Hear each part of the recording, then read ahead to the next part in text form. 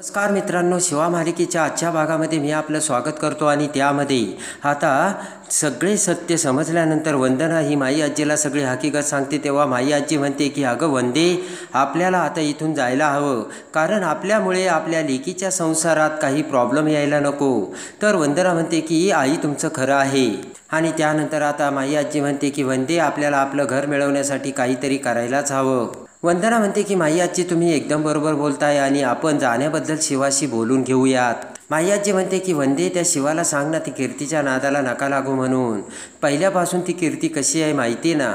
आणि इकडे आता आशू हा संपदाकडे आलेला असतो। आशू विचार करतो आणि लगेच आता आशू म्हणतो की हे देवा, हे सगळं काय चाललंय आणि असंच जर चालू राहिलं ना तर काहीच चांगलं होणार नाही। आणि लगेच आता आशूच्या डोक्यात काहीतरी आयडिया येते। आशू पटकन बाहेर जातो आणि म्हणतो संपदा मी आलोच। आणि एवढ्यात आता संपदा घाबरत म्हणते की डब्बू काय झालं, तर तेवढ्यात तिथली लाईट गेलेली असते आणि संपदा आता आणखीनच घाबरते।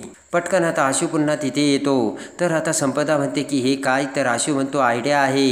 आणि आता आशू आता शिवाला हाक मारतो आणि लगेच आता शिवा ही आशूला बघत बघत आता बाहेर येते। तर आशू आता लाईटपाशी गेलेला असतो।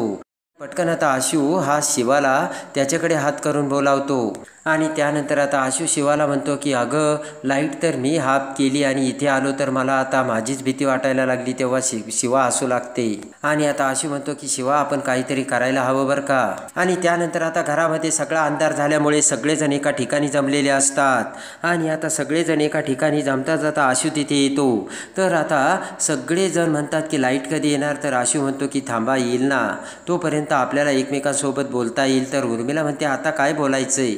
आणि त्यानंतर आता हसतच सीताई म्हणते की लहानपणी लाईट गेल्यानंतर आम्ही असेच एकत्र यायचो आणि खूप मजा करायचो बरं का। तर माई आजी म्हणते ते ना, ते दिवसच खूप वेगळे होते। आशू आता संपदाला म्हणतो की लहानपणी लाईट गेल्यानंतर आपण काय करायचो, तर टाळी देत संपदा विचार करून म्हणते की आपण सावल्या सावल्या खेळायचो। तर आता आशू म्हणतो की चला मग आता आपण सावल्या सावल्या खेळूयात।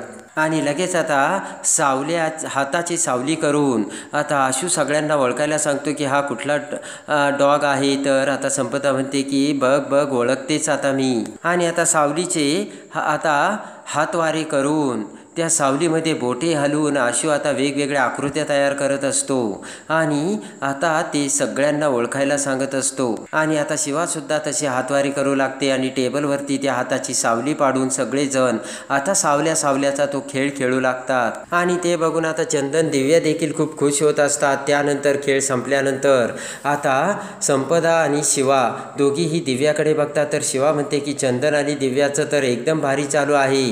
चंदनने माहिती आहे का आता बाळ होणार म्हणून सगळे पोस्टरसुद्धा आणले आणि बाळाच्या खेळायच्या सगळ्या वस्तूसुद्धा आणल्यात। आणि लगेच आता संपदा म्हणते की कसली भारी तयारी चालू आहे, अरे वा।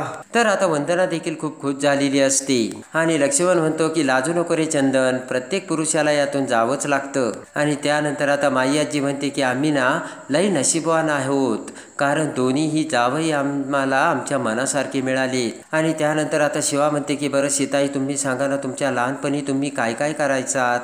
लगेच आता सीताई म्हणते की लहानपणी ना आम्ही अंगणात बसायचो। तर आता संपदा म्हणते की काय खेळ खेळायचे, तर संपदाकडे बघत सीताई म्हणते खेळ नव्हतो खेळत, आम्ही अंगणात बसायचो। आणि त्यानंतर लगेच आता सीताई म्हणते की उर्मिला आपण खूप खेळ खेळायचो आणि खूप मज्जा करायचो। आणि त्यानंतर आता उर्मिला म्हणते की मग आई आम्हाला चिंच आणून द्यायची। आणि माई आजीसुद्धा तिच्या लहानपणीच्या सगळ्या गमती जमती आता एकमेकांना सांगू लागतात। आणि तेवढ्यात आता त्यांच्या गप्पा रंगलेल्या असताना हळूच शिवा आणि आशू बाजूला जातात। आता आशू हा शिवाच्या कानात म्हणतो की आता मला वाटतंय की खऱ्या अर्थाने लाईट येण्याची वेळ झाली। पटकन आता हसतच शिवा म्हणते की आशू तू लाईट आण, मी जेवण घेऊन येते। आणि त्यानंतर आता पटकन आशू आणि शिवा बाहेर जातात। तर आशूने आता लाईट आणलेली असते आणि शिवाने आता मस्तपैकी पातेलं टेबलवर ठेवलेलं असतं आणि लगेच आता मस्तपैकी शिवा सगळ्यांना जेवण वाढते। तर सगळेजण एकदम खुश झालेले असतात।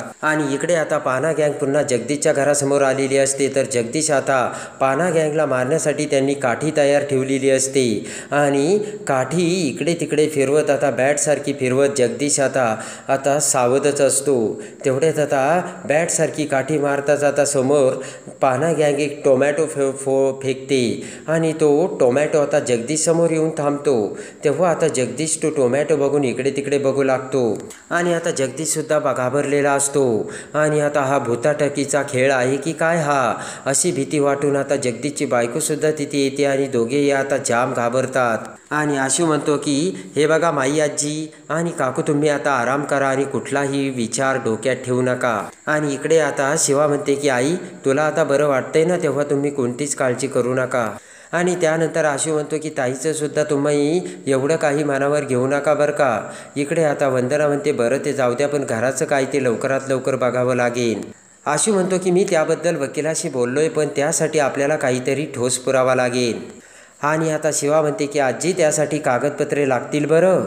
माई आजी म्हणते की अगं हा ते सगळं खरं आहे, पण ते कागदपत्र त्या घरात आहेत ना, आणि त्यासाठी तुला त्या घरात शिरल्या ना ते कागदपत्र बघावं लागणार आहे. काही बी करून घरात घुसून ते कागदपत्र मिळवायलाच हवे, असे आता माई आजी हे शिवाला सांगते. आणि त्यानंतर आता लगेच आता आशू म्हणतो की तुम्ही काही काळजी करू नका, बघतो आम्ही काहीतरी. माई आजी म्हणते की जावई बापू तुमचे कसे आभार मानायचे ना तेच काही कळत नाही. आशू म्हणतो की त्यात कसले आले आभार. आणि इकडे आता माई आजी पुन्हा दुसऱ्या दिवशी आता त्या आपल्या घरासमोर आलेली असते. माई आजीच्या त्या सगळ्या जुन्या आठवणी जाग्या झालेल्या असतात आणि माई आजी आता इकडे तिकडे त्या घराकडे बघत माई आजीच्या डोळ्यातून पाणी येत असते. आणि अखेर माई आजी त्या घराच्या तुळशीपाशी येते आणि तुळशीच्या पाया पडते. आणि तेवढ्यात पाठीमागून जगदीश तिथे येतो आणि हसतच म्हणतो, मातोश्री कुठे निघालीस. आणि आता माई आजी म्हणते की तुला कशाला सांगू मी, तू कोण लागतोय माझा. तर जगदीश हसू लागतो. आणि त्यानंतर आता माई आजी जगदीशला ठणकावून सांगते की एक गोष्ट लक्षात ठेवायची, काही जरी झालं तरी ते घर माझं आहे, ही गोष्ट तू लक्षात ठेवायची. आणि त्यानंतर आता हसतच जगदीश म्हणतो की कसं मिळवशील ते मला सांग. आणि त्यानंतर आता माई आजी म्हणते की कसं मिळवीन ना ते मी बघते. माई आजी म्हणते की तुला तर नात्याची काही किंमतच नाही. तर आता माई आजी म्हणते की नात्याची किंमत मला माहीत तर नसेल, पण घराची किंमत ना मला नक्कीच माहीत आहे मातोश्री. पुन्हा आता जगदीश हसू लागतो. आणि त्यानंतर आता माई आजी म्हणते की बोल ना, किती पैसे पाहिजे तुला, तुझ्या थोबाडावर मारते. तर आता जगदीश म्हणतो की फक्त 30 लाख दे. आणि त्यानंतर आता जगदीश म्हणतो बघतो तू कशी पैसे देत नाही मला ते. आणि त्या इकडे आता दिव्या ही मस्तपैकी खात बसलेली असते. तेवढ्या चंदन तिथे येतो आणि म्हणतो की दिव्या, अगं तू अजून आवरलं नाही का, आपल्याला डॉक्टरांकडे जायचंय चल. तर दिव्या म्हणते मला अजिबात जायची इच्छा नाही आहे चंदन म्हणतो दिव्या अगं असं काय करतेस, आपल्या बाळाचा प्रश्न आहे. चंदन म्हणतो हे बघ मी पटकन आता सगळं आवरलंय, मी कपडे घालतो आणि लगेच ॲटो घेऊन येतो. दिव्या तू लगेच तयारीला लाग. दिव्या म्हणते की अरे चंदन, पण चंदन म्हणतो मी आता काहीच ऐकणार नाही दिव्या. आणि चंदन आता निघून जाताच इकडे दिव्याला मोठा धक्का बसलेला असतो. आणि दिव्याला आता धक्का बसता क्षणी इकडे दिव्या ही उठून उभा राहते. आणि त्यानंतर आता इकडे आशू हा शिवाकडे येतो आणि म्हणतो की शिवा तू काही खाल्लंस का. शिवा म्हणते मी खाल्लं, पण मी ना आता पुन्हा तिकडे जाऊन येते. आशू म्हणतो की शिवा आता तू टेन्शन घेऊ नकोस बरं का, सगळं काही नीट झालंय. शिवा म्हणते की मी आत्ताच्या आत्ता त्या घरात जाते आणि ते पेपर्स मी मिळवणारच. पण त्याच वेळेस आता इकडे आता सुहास ते सगळं बोलणं ऐकतो. आणि सुहास म्हणतो की ही शिवा जर त्या घरात घुसली आणि हिने जर पेपर मिळवले तर काय करायचं.